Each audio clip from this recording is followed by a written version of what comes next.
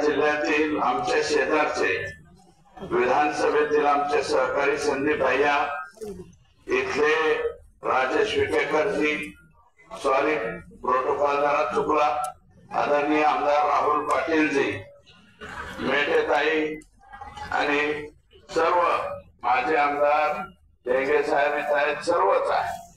मी सर्वांचं नाव आणि अण्णासाहेबांचे चिरंजीव ज्यांचं या ठिकाणी भाषण झालंय ते नरेंद्र पाटील साहेब इथे आहे आणि हे जे आयोजन केलेले त्या आयोजकांचं सर्वांचं मनापासून सुरुवातीला आभार मानतो.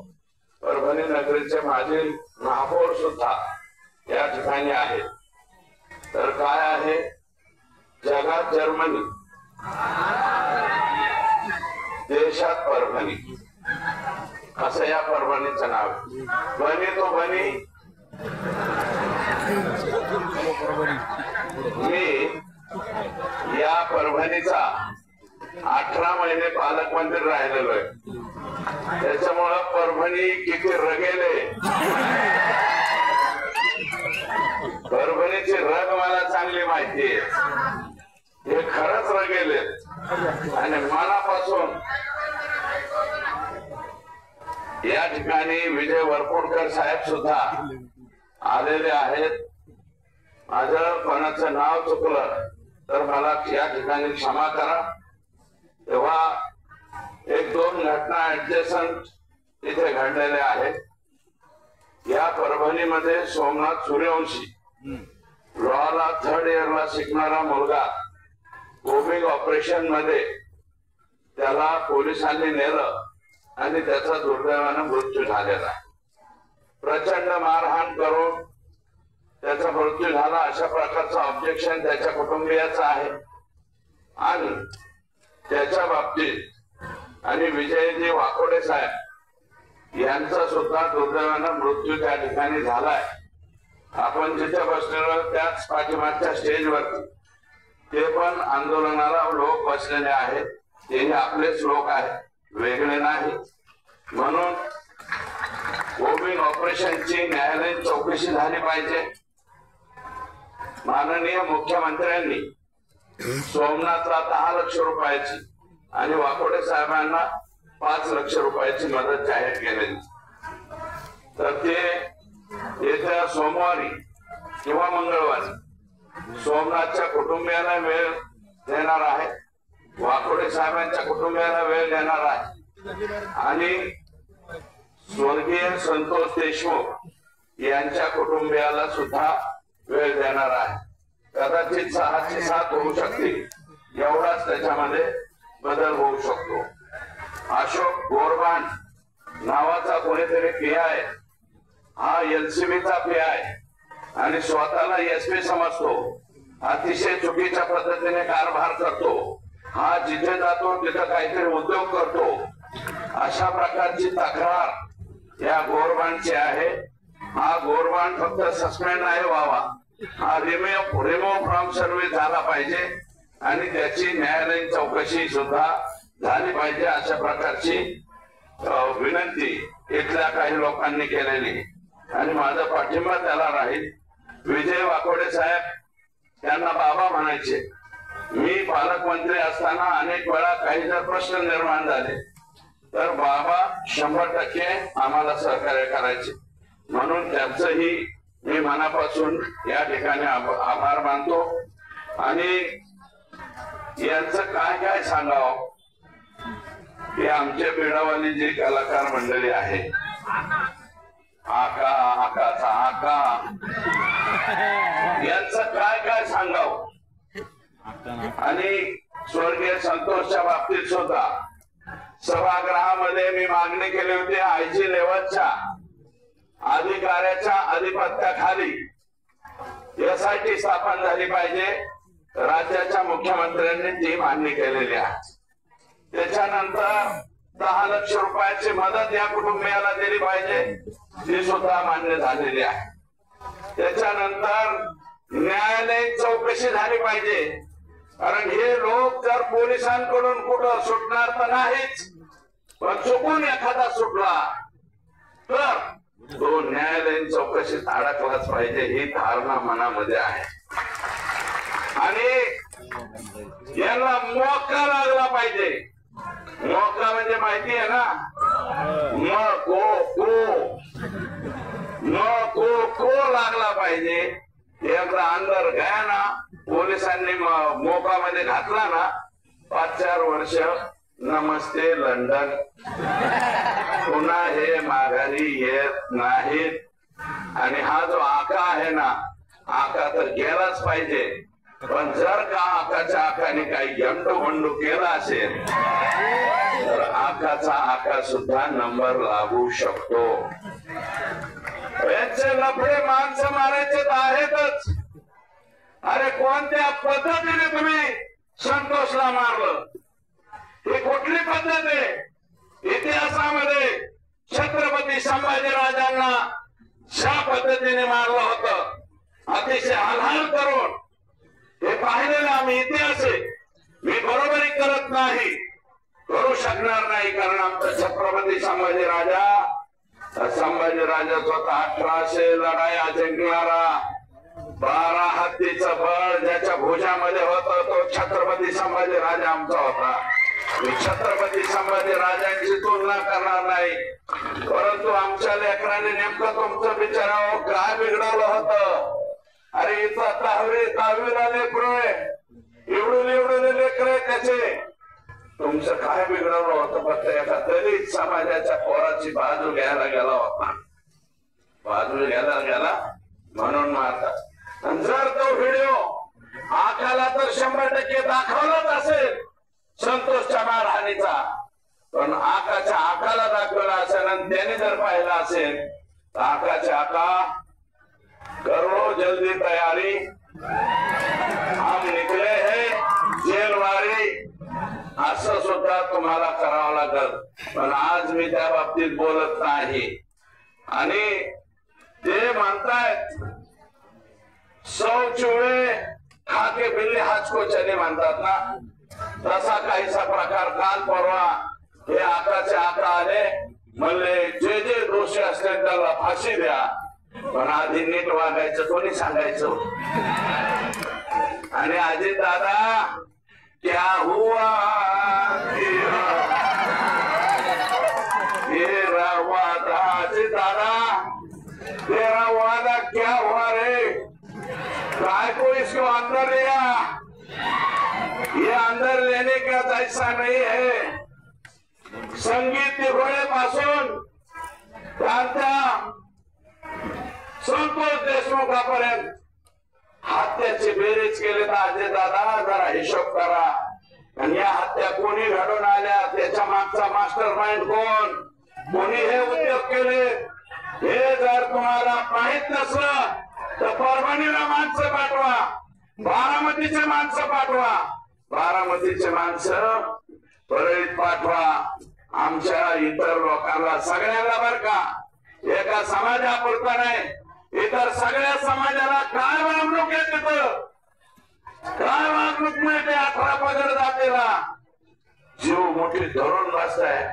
200 500 कुटुंब शहर सोडून चालले. काही गंगाखेडात पण आले असते. गंगाखेडचे आमचे भाऊजी का नाही आले? मग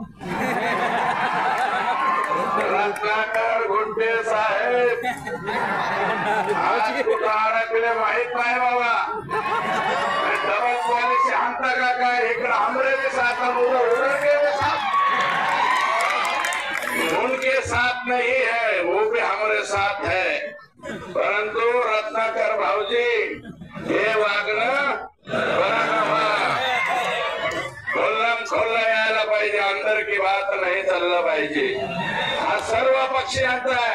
आणि मी तर अजित दादाला म्हणलो होतो, माझ्या पक्षातून मला संधी मिळत नाही, आमच्या मुख्यमंत्र्यांना काहीतरी अडचण आलेली दिसते, मला मिळत नाही. तुम्ही एक काम करा, प्रकाश दादाला करा.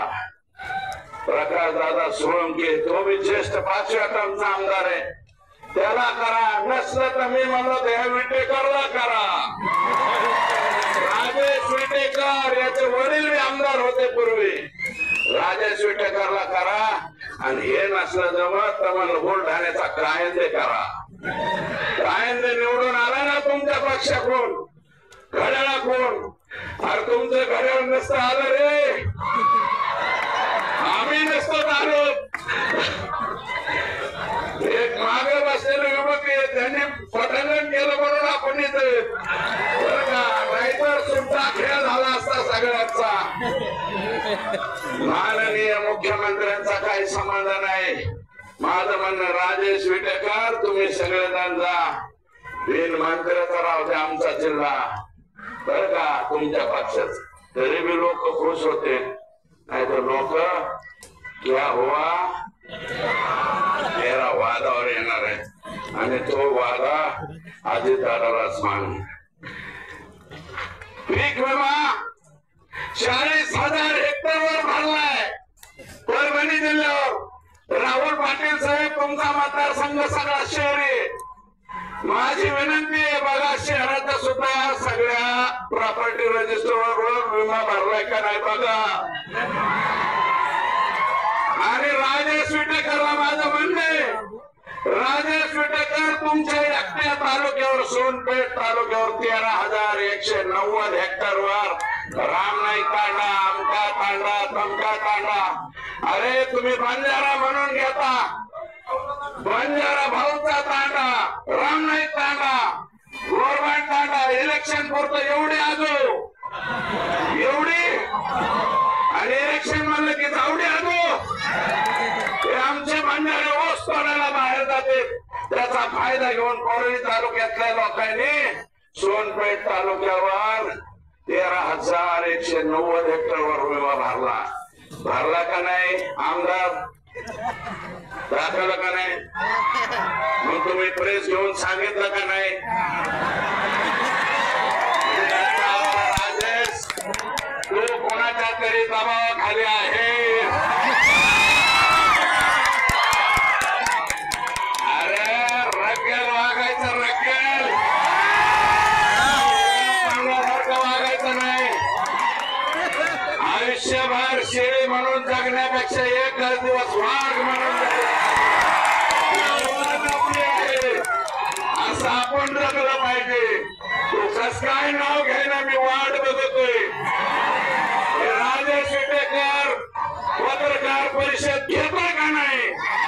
अजून घेतले नाही.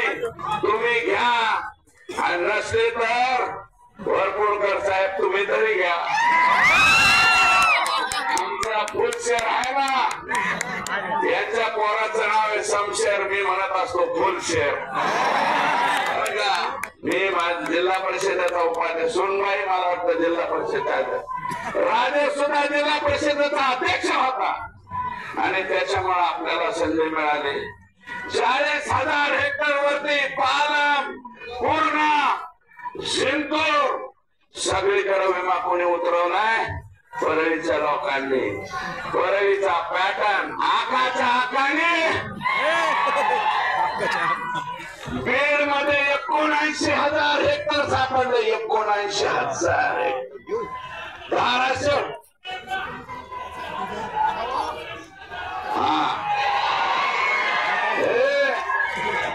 धाराशिव मध्ये 3,000 हेक्टर. लातूर मध्ये सापडला 20,000 हेक्टर आता काल परवा. आणि लातूरच्या परपट्ट्यांनी काय केलंय? लातूर मधला जो परळीचा सुरेश रामचंद्र धस नावाचा माणूस आहे, त्याने लातूरात विमा भरलाय, जळगावात भरलाय, वर्ध्यात भरलाय, इकडं याच्यात म्हणजे अमरावतीत भरलाय. एकाच माणसाने 8 जिल्ह्यात विमा भरलाय. आता नवीन नवीन कागद पुढे यायला. अरे तुमच्या स्वतःच्या जमिनीवर दुसरे लोक आणून विमा भरणं हा नवीन पॅटर्न ह्या परळीवाल्यांचा. आणि दादा क्या हुआ? दादा हे काय केलं तुम्ही? हे कसं ठेवलंय? आणि हे सगळीकडे माननीय मुख्यमंत्र्यांचा मी आभार मानतो. मुख्यमंत्र्यांनी सभागृह तयार केलं. 2-3 डिपार्टमेंटची हे करतो, कमिटी करतो आणि याची सखोल चौकशी करतो. मी आज सगळ्या जर्मनी देशात परभणी भारतात परभणी, या परभणीत मागणी करतो माननीय मुख्यमंत्र्यांना, मुख्यमंत्री महोदय यांची निश्चित चौकशी करू नका. ज्यांनी आमच्या वाडवडिलांच्या आजोबा पंजोबांच्या जमिनीवर विळा मारला यांच्यावर मोका लावा, मोका, मोकाच पाहिजे, दुसरं काय नाही. हे सगळ्यावर मोका, सीएससी सेंटरवर मोका, ज्यांनी त्यांना आधार कार्ड दिलं त्यांच्यावर मोका, ज्यांचं पॅन कार्ड दिलं त्यांच्यावर मोका. सबके सब अंदर कैसे चल रहा है, रांगोळी म्हणले पाहिजे. यांना हे करा. परभणी, लातूर, जालना, त्याच्यानंतर आपल्या संतोषची न्यायालयीन चौकशी होणार आहे. माझं मत आहे असं, विटेकर साहेब, तुम्हाला माझी विनंती, आमच्या मनोज दादांनी आंदोलन केलं, आम्हाला एकटं पाडण्याचा तुम्ही प्रयत्न केला. तुम्ही एकटं नाही, आता एक नवीन घोषणा काढायला पाहिजे. मला असं वाटतं एकच पर्व, हे दोन नेते यांचा समाज सुद्धा नाही. एकच पर्व, हे दोन नेते सोडून सर्व बाकी सगळे जाती धर्माचे लोक ते आपले समजायचे. अशा प्रकारचे आपल्याला या ठिकाणी विनंती करतो. आणि राखेचं 10 जून 2021 ला एक मी मनोज दादा यांचं पोस्ट पाहिली, आणि ती पोस्ट काय होती, राखे परळी शहरामध्ये राखेचा प्रचंड त्रास होतोय आणि त्याचा निपटारा करण्यासाठी आकाचे आका यांच्या अध्यक्षतेखाली एक बैठक लावू. आणि त्या बैठकीत बसलेले लोक, आणि आता मी माहिती घेतली त्या राखाची, मला वाटतं परभणी जिल्ह्याच्या सोनपेठ सुद्धा डोळ्यात भरायला येत असेल. राख येते का नाही, गंगाखेडात सुद्धा राख येते,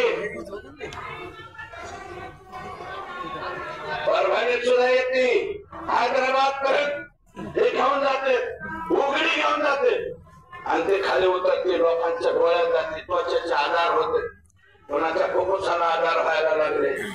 आणि मी म्हणतो धनुभाऊ, हे दीपक मुंडे, अजय मुंडे, आता तुमचा चुलत भाऊ आहे सखा, सायन्स मुंडे, समाधान बिडकर, मंगेश बिडकर, मुन्ना जयस्वाल, दत्ता कराड, हे आकाचा नातेवाईक आहे, गणेश सप्लायर्स, पप्पू फळ, मारू बिडकर, महेश शेख, कृष्णा मुंडे, गोविंद मुंडे, चंद्रकांत फळ, सचिन जाधव आघाव, हे लोक कोण आहेत, हे तुमचेच सगळे थर्मल उपसून घे. 10 वर्ष झाला नंगा नाच चाललाय, कोणी बी जातय, जेसीबी लावतोय, उचलून घेत. 20 वर्ष झालं या परळी थर्मल मध्ये जसे नोकरीला लागले तसे रिटायर व्हायची पाळी आली काही कर्मचारी. 20 वर्ष कुठे एका जागेवर राहतात का सरकारी कर्मचारी, ते फक्त परळी ते 20 वर्ष एका जागेवर राहण्याचा परळीचा नवीन पॅटर्न आहे. हा पॅटर्न महाराष्ट्र राज्याने स्वीकारावा अशा प्रकारची विनंती राज्याचे मुख्यमंत्री दुसरे एकनाथराव शिंदे साहेब उपमुख्यमंत्री आणि अजितदादा उपमुख्यमंत्री यांना त्या ठिकाणी हे बोलावं अशा प्रकारची विनंती करतो. आणि बिंदू नामावलीची मी बीड जिल्ह्याची मागणी केली, तसं परळीत सुद्धा काहीतरी गोंधळ आहे, म्हणजे परभणीत सुद्धा गोंधळ आहे. परभणी जिल्ह्याची सुद्धा बिंदू नामावलीची मी इथं मागणी करतो. आणि तुम्हाला सगळ्यांना माझी विनंती, लोक बिंदू नामावली काही लोकांना कळणारच नाही, मी इथून गेल्यावर कळेल. माझी विनंती आहे की आता स्वतः मनोज दादा बोलणार, मी अधिकचं भाषण करणार नाही, फक्त एकच विनंती ठेवतो, आजच्या तडफेने ज्या तत्परतेने तुम्ही इथं आलात शेवटपर्यंत, म्हणजे राष्ट्रपती द्रौपदीताई मुर्मू यांच्या माफीनाम्यापर्यंत तुम्ही सगळे लोक स्वर्गीय संतोषच्या बरोबर राहा, त्याच्या कुटुंबाबरोबर राहा, एवढीच विनम्र प्रार्थना करतो. आणि जे काही सहकार्य त्याला करता येईल तेवढं करा, एवढीच प्रार्थना करतो आणि या ठिकाणी थांबतो. जय हिंद, जय महाराष्ट्र.